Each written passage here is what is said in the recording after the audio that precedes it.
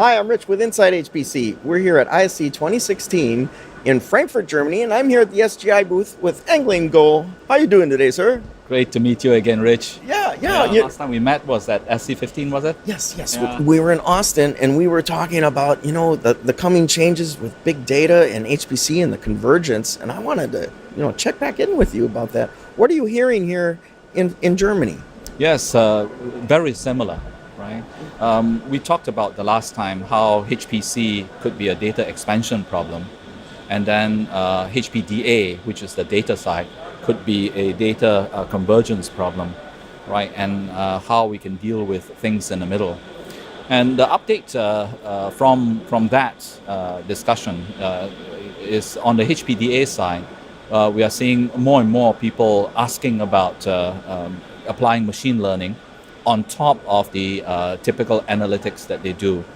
So on this side, we've been looking at how we can categorize the different operations, right? You have on machine learning, supervised learning, right, as well as reinforcement learning. In fact, that's how the machine won over Go, right? The game of Go. And then there is also the unsupervised learning, which we believe is more on the analytics side, data analytics side.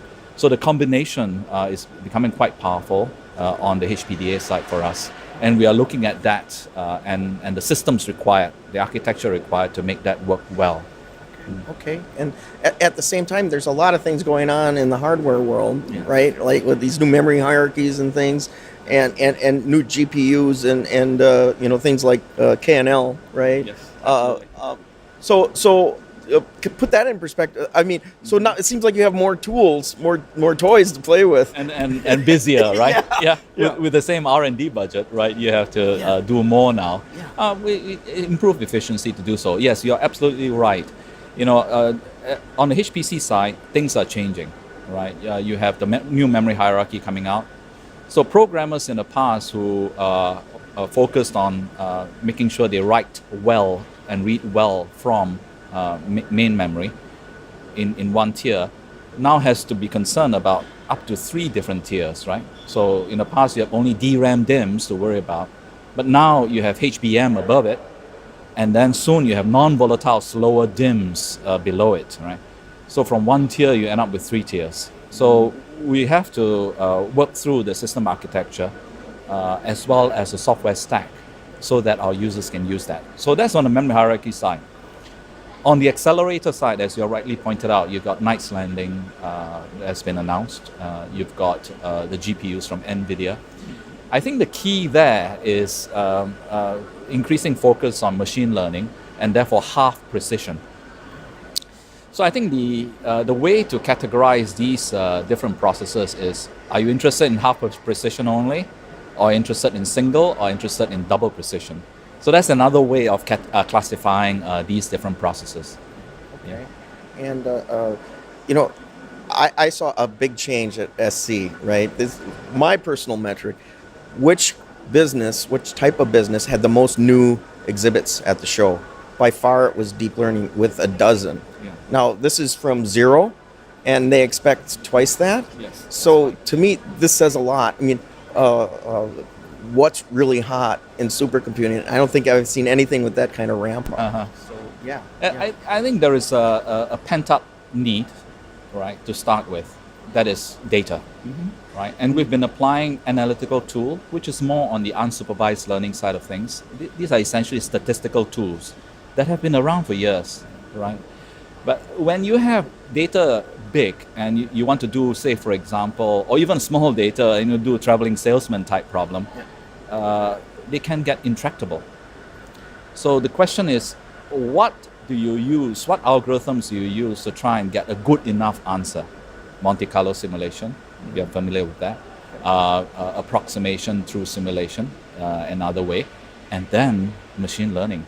Because in gaming, for example, right, in games with Go, chess, and before that checkers, machine learning was going through a process to be good enough to win over humans, but not necessarily good enough to give you an absolute best answer.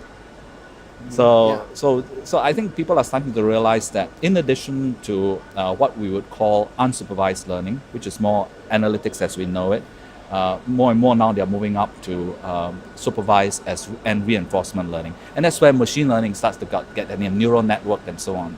Right? Yeah. Okay. So I got to go out on a limb here. You know, you're one of the most visionary HPC guys. Come on, but. You know, so somebody asked the poor guy Andrew are we going to get to HAL soon from 2001 and with artificial intelligence? It seems suddenly like it was always 50 years away. Now it seems more accessible. Yeah, what do you think? Closer. Yeah. The first point is it has been around, right? Yeah. We started with knowledge-based systems, and now towards systems that learn, right? And we have enough compute power to put it through a learning process that you'll get smart enough. And as I always say, you know, the vision 3 years out is clear. It gets hazy at 5, and I know I get I'm not so bold as to go beyond 5, right? Yeah. So I would see a system getting intelligent. You have enough resources to make them learn enough to be to augment human intelligence. I think that's the key. Key focus round.